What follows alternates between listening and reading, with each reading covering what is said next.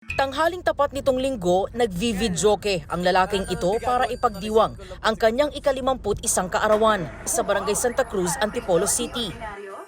Pero ang kasiyahan, nauwi raw sa sobrang kalasingan at panunutok ng baril ng kanyang tiyuhin. Nag-inuman kami, nung lasing na siya, bigla niyang sinipa yung mesa. Pinauwi po namin kasi nabasag po yung alak eh. Bumalik pa raw ang kanyang tiyuhin para itanong ang tungkol sa umano'y nawawala niyang cellphone. Ang sagot po namin ng stepfather ko, wala yung cellphone, dala-dala niya.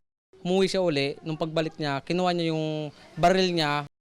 Bit-bit daw ng kanyang tiyuhin na nagtatrabaho bilang isang security guard ang 38 caliber na revolver at tinutok sa kanyang mga kaanak, agad naman daw naagaw sa kanya ang baril. Sa kanyang bahay, nadatnan ng mga tauhan ng Barangay Santa Cruz ang sospek na natutulog dahil umano sa sobrang kalasingan. Dito na siya sinundo, pinusasan at dinala sa police station. Hindi pa ako lasing. Naalala ko po. Ba't ko gagawin po yun? Nagsasaya po kami, di ba? Laban lang kami sa kaso. Na hindi ako nangutok ng baril. Sa custodial facility ng Police Community Precinct ng Antipolo City, nakadetene ang sospek na nahaharap sa kasong frustrated homicide at paglabag sa Republic Act 10591 o Comprehensive Firearms and Ammunition Regulation Act.